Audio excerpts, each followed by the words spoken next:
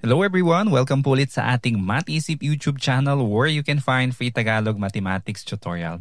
Thank you very much for subscribing to our channel. Pag hindi pa po kayo nakakapag-subscribe, I encourage you to click the subscribe button and to click the notification para po updated tayo sa mga susunod pang mga lessons. And before we start with our topic, distance between 2 points, let me just remind the fellow teachers, if you want to avail of our PowerPoint presentations, you can check the link in our description or you can visit us in our Facebook page. Okay, so without further ado, let's now begin with our lesson.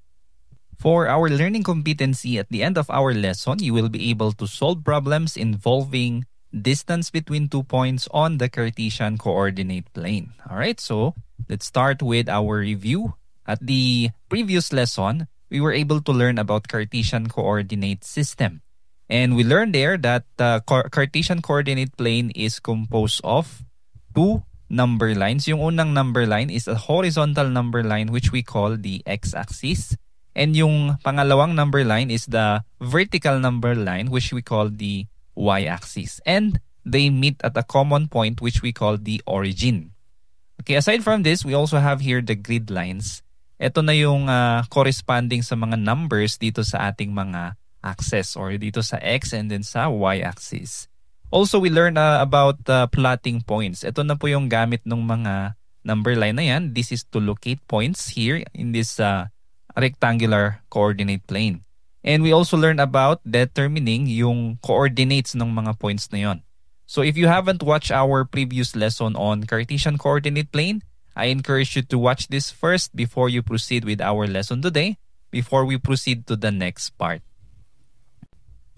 You can check the previous upload or you can check it in our grade 8 playlist. Alright, let's review our plotting using this scenario. So we have here Anna. Meet Anna and Ben. So we have here 2 friends, Anna and Ben.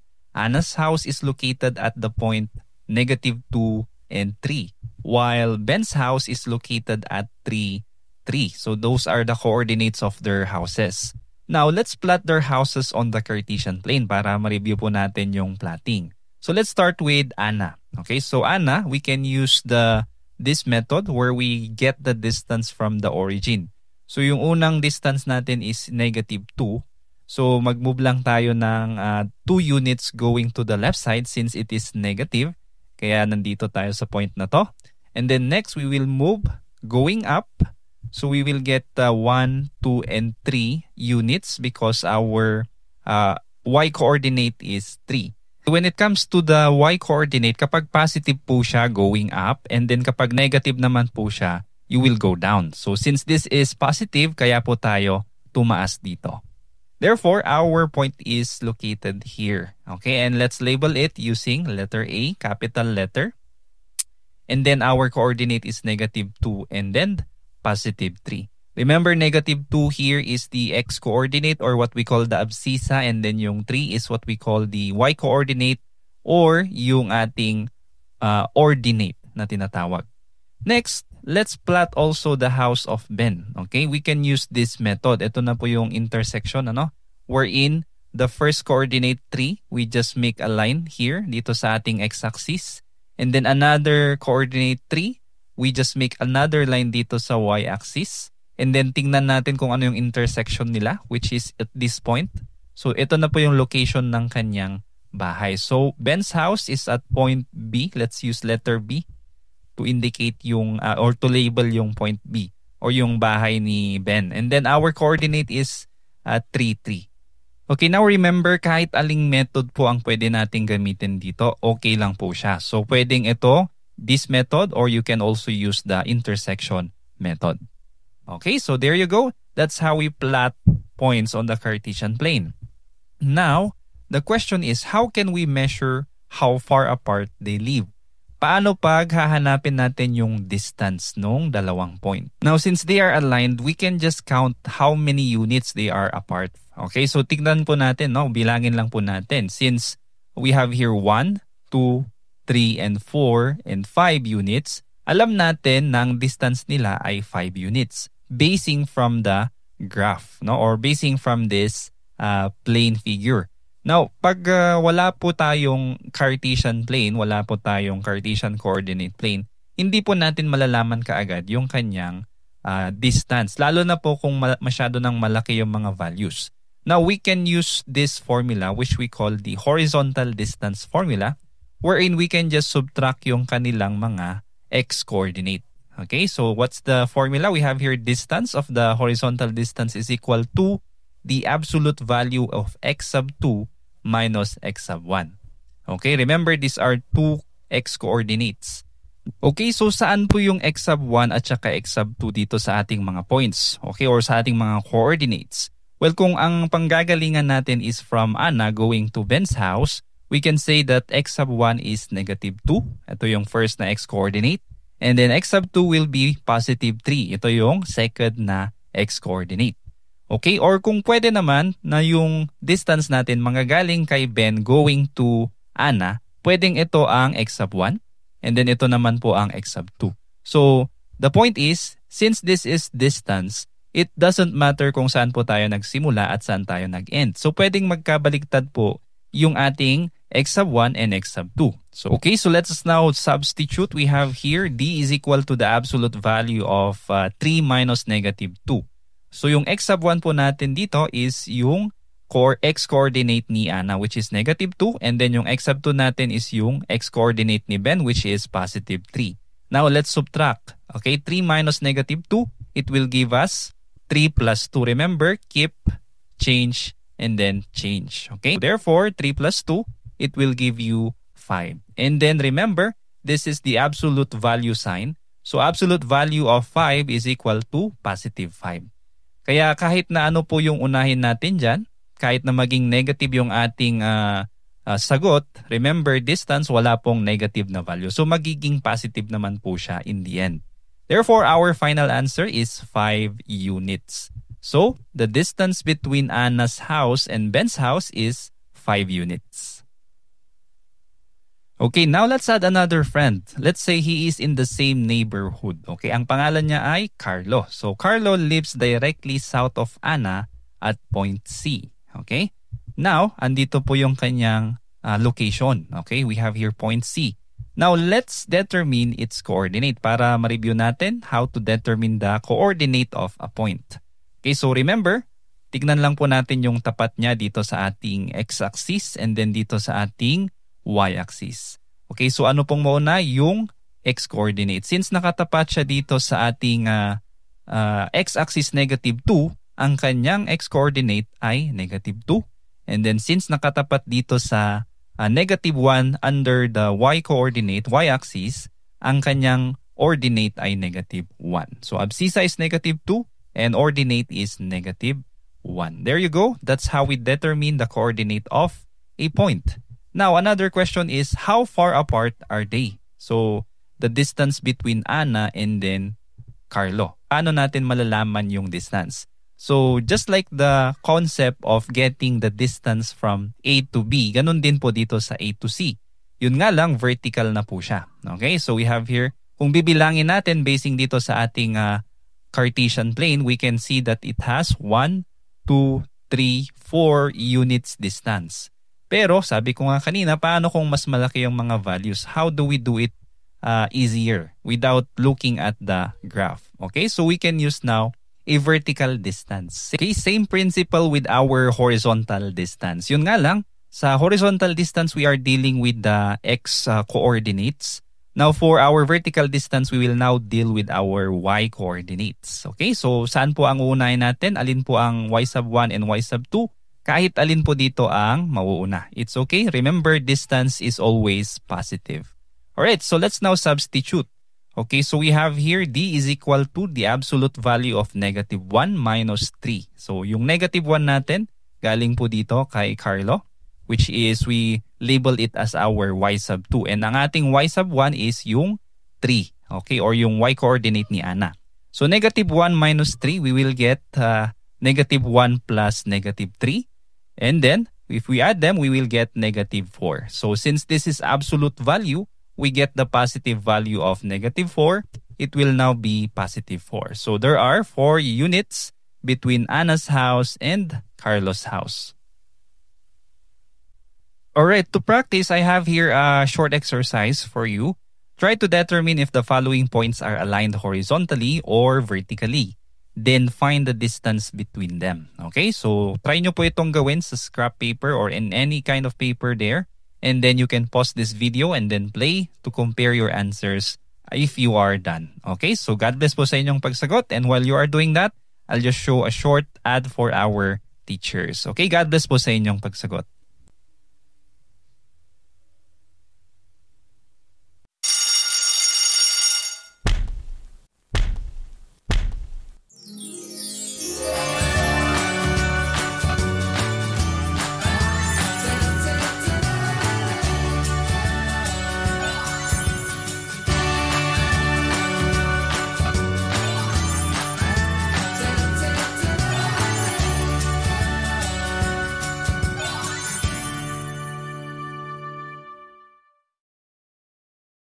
Okay, I hope you are done answering. Let's now compare your answer with the correct answer. Okay, so in number 1, we have here the coordinate 610 and then the coordinate 612.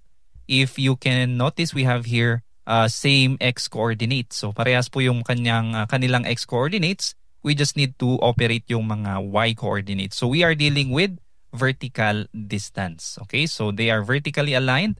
Therefore, the formula is equal to absolute value of y sub 2 minus y sub 1. So we have here the substitution. Y sub 2 is 12 and then y sub 1 is 10. 12 minus 10 is 2. Absolute value of 2 is 2. So therefore, our answer is 2 units. Next, number 2. Alin po dito ang parehas yung kanilang y coordinate? So kapag parehas po yung kanilang y coordinate, therefore, the distance we are dealing here is horizontal distance. So they are horizontally aligned.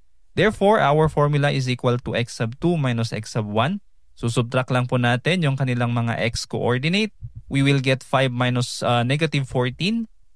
Now, kahit alin po dito ang pwedeng mauna, okay lang. Ganun din po sa number 1, ha?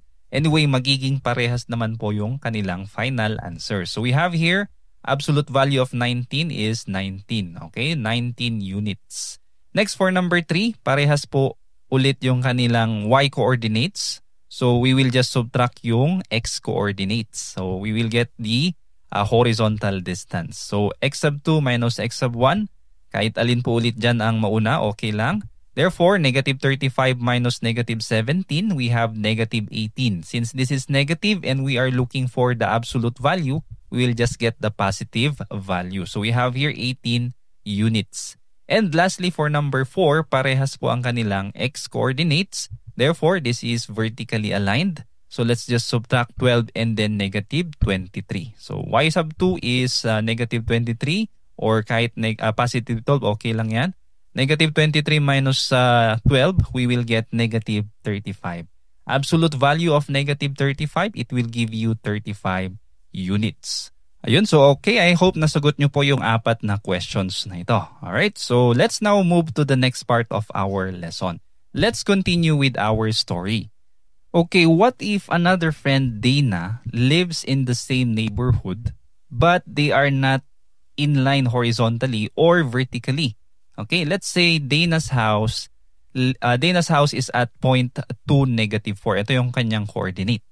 So let's plot her house. So we have here 2 sa ating x-axis, tapat ng x, and then we have here negative 4, meaning dito siya sa baba. So 1, 2, 3, and 4. So dito po yung kanyang intersection. So this is the house of Dana. Let's label it using a capital letter D, and then the coordinates 2, negative 4. Now, how far apart are Anna and Dana? So remember, this is now diagonally, no? Hindi na po siya horizontal, hindi rin po siya vertical. So how are we going to do it? Okay? So find the horizontal difference muna. Okay? To do that, tignan po natin kung gaano siya kalayo horizontally. Okay? So kung ito si point A, okay, nandito siya sa negative 2 dito sa x-axis. Okay, gaano kalayo yung line na ito kay Dana? Okay? So hahanapin lang natin yung distance niya. This is 1, 2, 3, and 4. 4 units horizontally. Now, let's also find the vertical difference. So kung titignan natin dito sa y-axis naman, okay, ang tapat ni point A ay 3, while ang tapat ni point D ay negative 4. So gaano kalayo si positive 3 kay negative 4? Okay, bilangin natin 1, 2, 3, 4, 5, 6, 7. These numbers are important doon sa ating gagamitin since we are going to square both and then add them and then take the square root.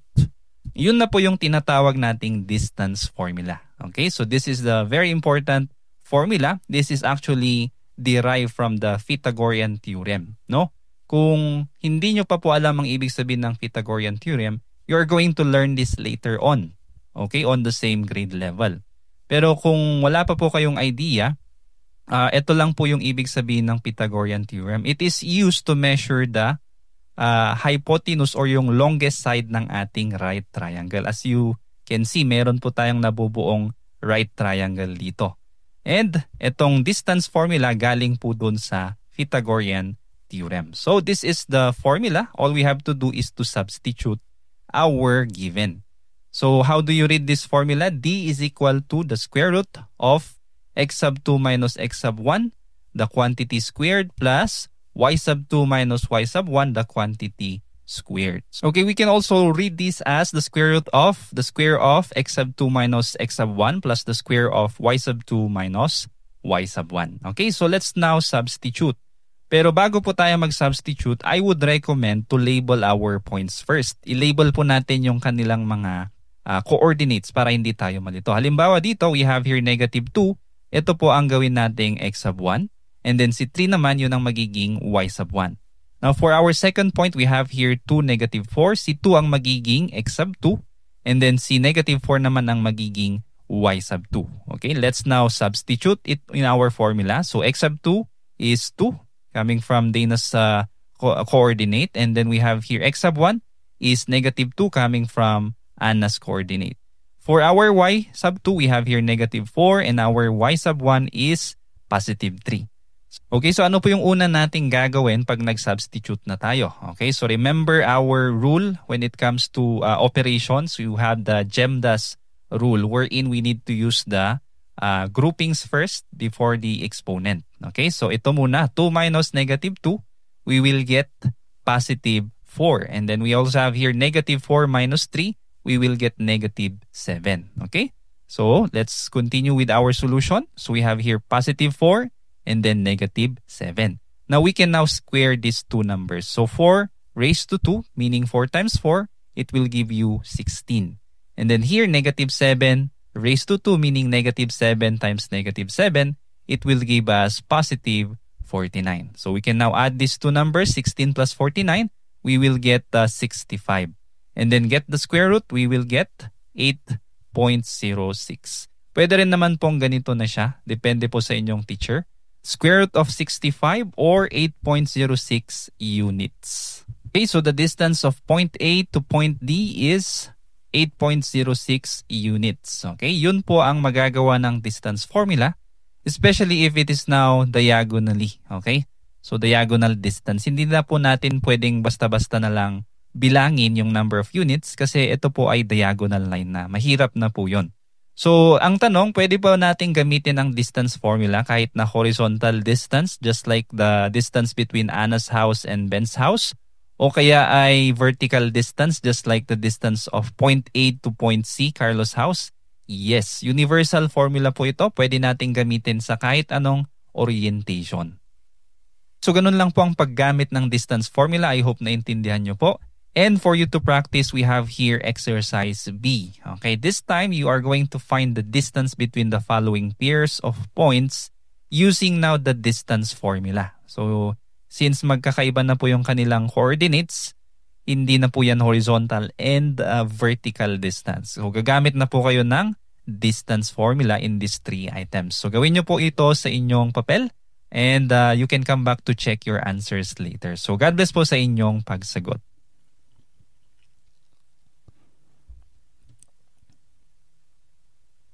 Okay, so I hope you are now ready. Let us now answer the following problems. So we have here number 1 first.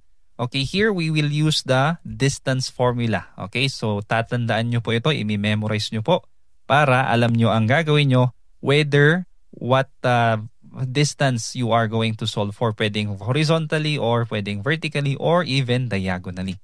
So let us first label the following points para hindi po tayo malito. We will have negative 3 as our x sub 1 and then positive 5 as our x sub 2. Next, we have 4 as our y sub 1 and then negative 2 as our y sub 2. Let's now substitute in the formula. And after substituting, we will now operate. Okay, yung mga nasa grouping muna, nasa loob ng parentheses. There you go, we have here 8 and then here we have negative 6. Then get the square, we have 8 raised to 2 and then negative 6 raised to 2. We will get 64 plus 36. If you add them, it will be 100. So what is the square root of 100? It will be 10. Our answer is 10 units. Okay, next let's go to number 2. So we have here point A, which is 2, negative 1 ang kanyang coordinate. Point B, negative 4, 3. Using our distance formula, first let's label the following coordinates. 2 here will be our x sub 1, negative 4 will be x sub 2. Negative 1 will be y sub 1 and positive 3 will be y sub 2. Okay, let's substitute. There you go. And then we will have negative 6 squared and then 4 squared. 36 plus 16, it will give you 52. What will be the square root of 52? It will be 7.21 units. Okay? Okay, for number 3, we have here a real life problem. We have here a school is located at point S with coordinates 1, 2 and a park is at point P with coordinates 7, 9. How far apart are they if each unit represents 1 kilometer? So meron po tayong specific unit dito. So let's use the formula, distance formula. Let's label our coordinates, the given coordinates. We have here x sub 1 is equal to 1, x sub 2 is equal to 7.